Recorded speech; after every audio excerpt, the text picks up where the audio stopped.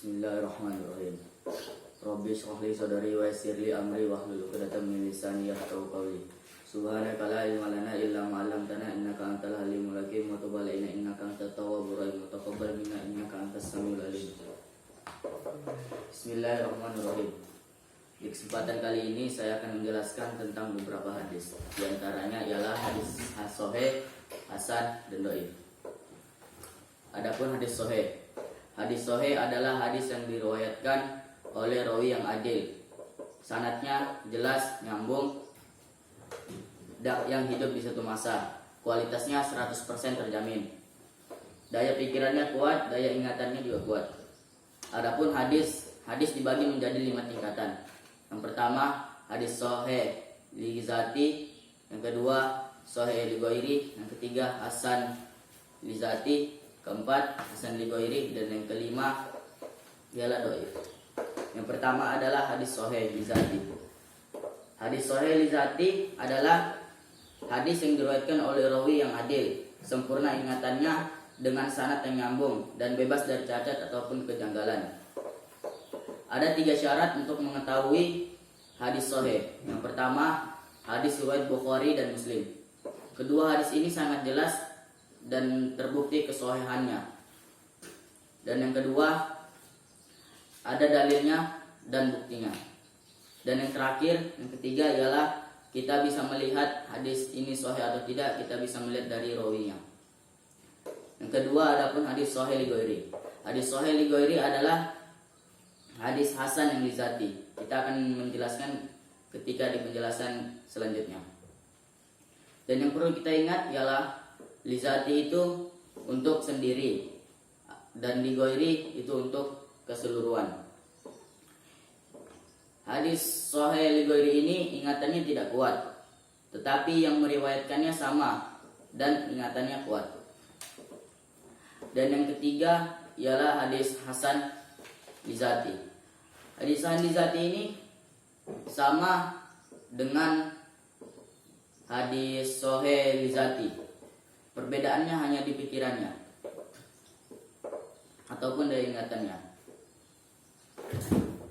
Saya jelaskan tadi sahih li zati. Sahih li zati itu dia ingatannya sempurna, tidak pernah lupa. Tetapi hadis hasan li zati ini ingatannya lemah.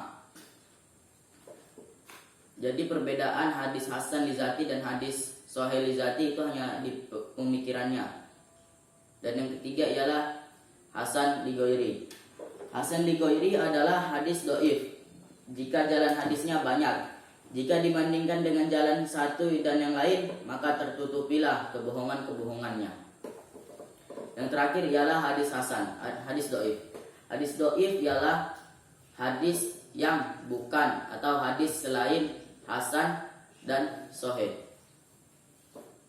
Apakah hadis dhaif bisa dijadikan sandaran ataupun dalil? Jawabannya tidak.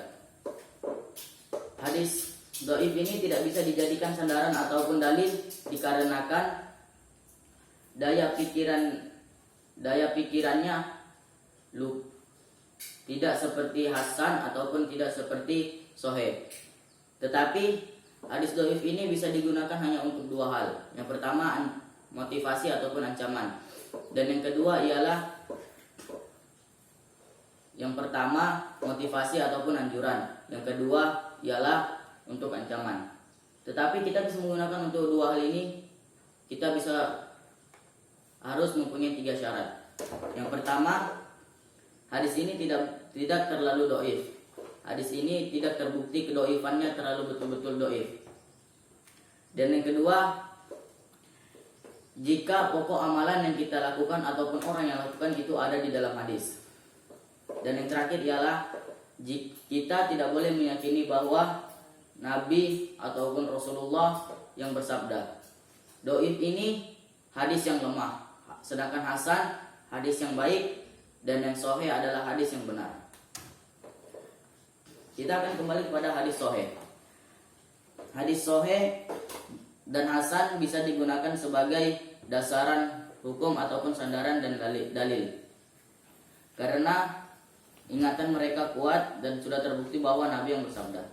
sanadnya sangat nyambung dan hidup di satu masa. Mungkin cukup sekian dari saya, kurang lebih mohon dimaafkan. Wabillahi taufiq wal hidayah. Assalamualaikum warahmatullahi wabarakatuh.